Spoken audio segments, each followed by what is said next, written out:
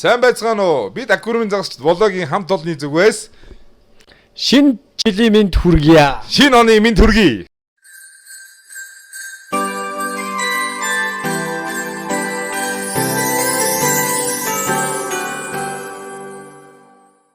За тэгээд ерөнхийдөө одоо Даац гэж юу вэ? Юу вэ? Тэгээд ер нь бид хоёр яагаад энэ тухай ярих болчихвоо гэхээр одоо нэгдүгээрт манай одоо загасчид ялангуяа шин загасчид хитрхи нэг загсыг одоо ингээ даацыг хитрүүлж байдаг тий. Одоо энэ загас гой харагдаж ин гэл нэг жижиг аквариумд айгүй олон загсыг харагдсан болно аваад чихэд хийчдэг.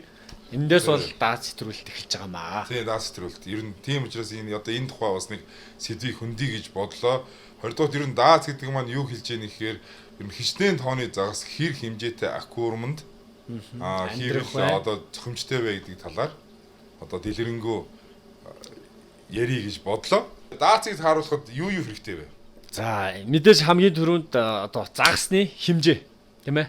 Загснаа ч өөр айгүй олон тийм хэмжээ. Том загс уу, жижиг загс уу гэдгээс эхэлнэ тийм үү. Хоёрдугаарт аквариумны эзэлхэн. Тэгээд гуравт нь болохоор зориг.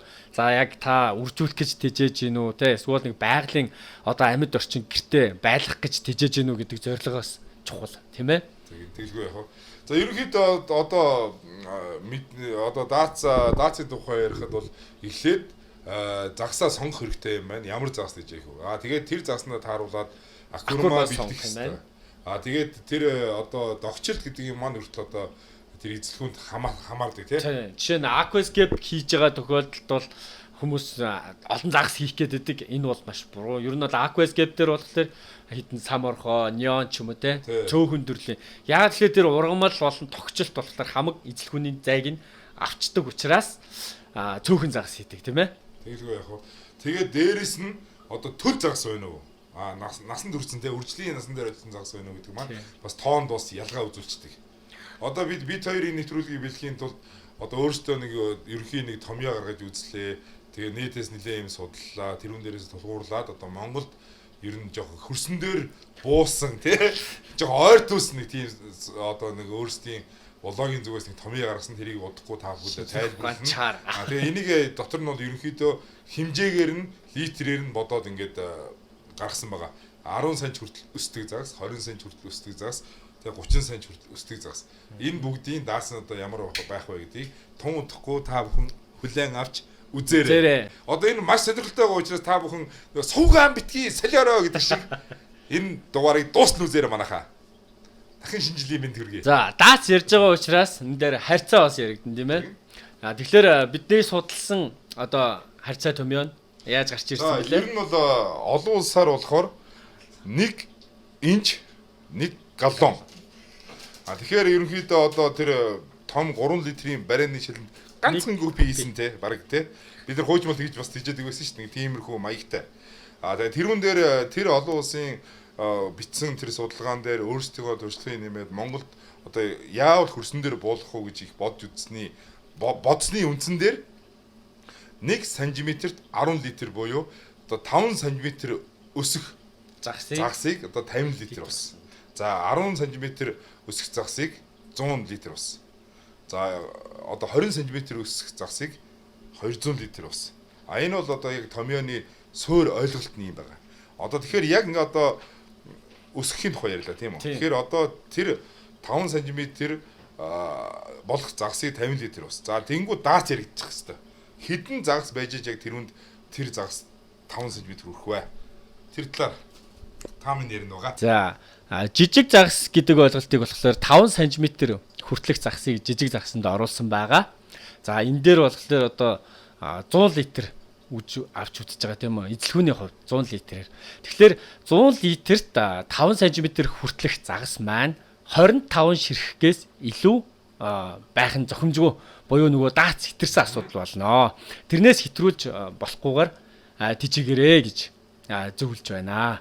Энэ маань болохоор одоо 4 литр. Нэг загас 4 литр усна гэдээ бодож байгаа. Тий. Одоо тэр нөгөө нэг загсны өөрх нь хэмжээнээс хамаарад одоо юу гэдгийг 5 см хүрэх загсыг бол 4 литрээр бол авч үзэж болох юм байна гэсэн тооцоол гаргасан. За одоо нэг 10 см хүртэл өсдөг загсыг. За 10 см хүртэлх загсыг болохоор 100 литрт 13 ширхгээс илүү тижээ хэрэггүй гэж бас зөвлөж байгаа тийм ээ.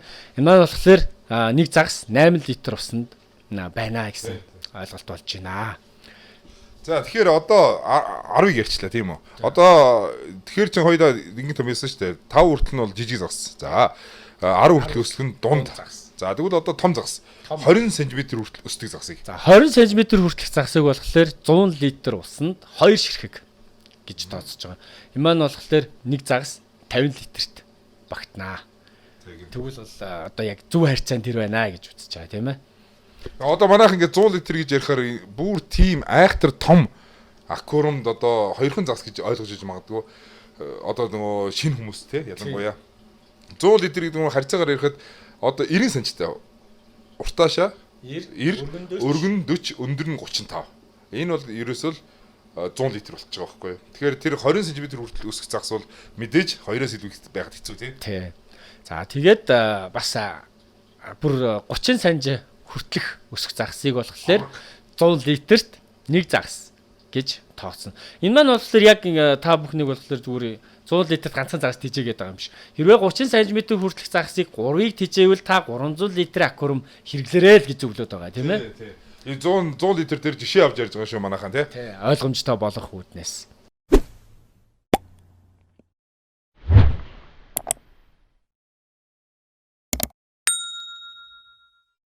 За даацын тухай ярихад ерөнхийдөө иймэрхүү байна.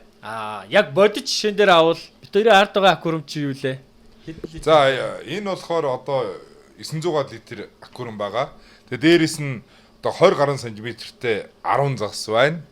За 10 гаруй сантиметртэй 12 3 загас байгаа.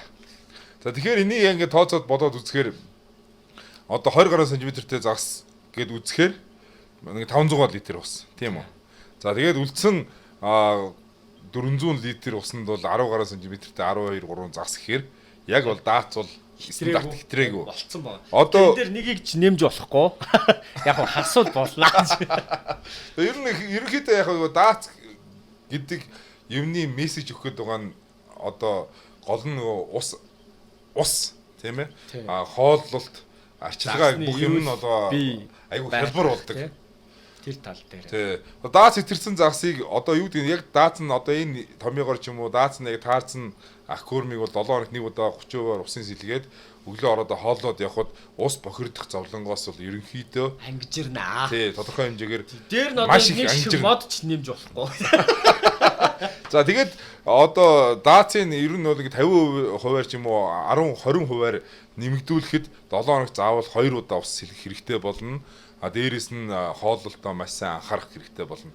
Хооллолтоо бүр ихсэх юм бол магадгүй 7 хоногт 3 удаа ус сэлэхээр ч тийм бохирдуул гарах магадaltaй. Тэгээ бас нэг хүмүүс нэг яг одоо бид хоёрыг даац гэдэг ирэнгууд одоо дотор нь байдаг хэрэглэл мод одоо хиймэл ургамал ч юм уу те тэр болгон одоо байшин сав гээл тогтчлтын юмнууд байдаг. Тэд нар бас даацсандаа ороод явна шүү гэдгийг бас анхаарч ойлгоорой. Жишээ нь одоо энэ чинь 23 загас байна. Юун дээр маш том дэрэгт ч юм уу тавиад өөр нэг ям зэн сүвнээрөө тавих юм бол энэ 23-аас загсын цөөлөх юм бол илүү тохиромжтой болж үзэн.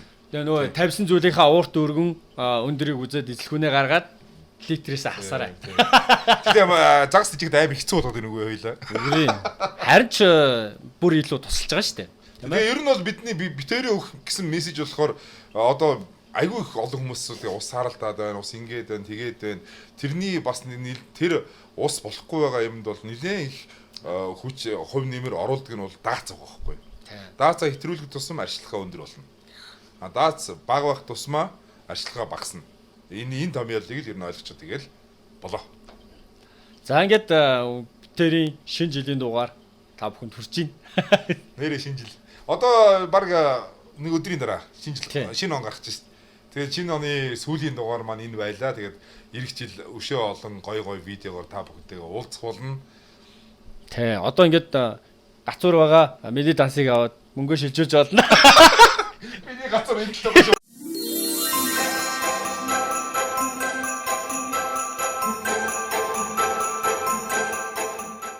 За бидний гаргасан тооцоололоор та бүхэн акурма болон загсаа тооцож үзээрэй.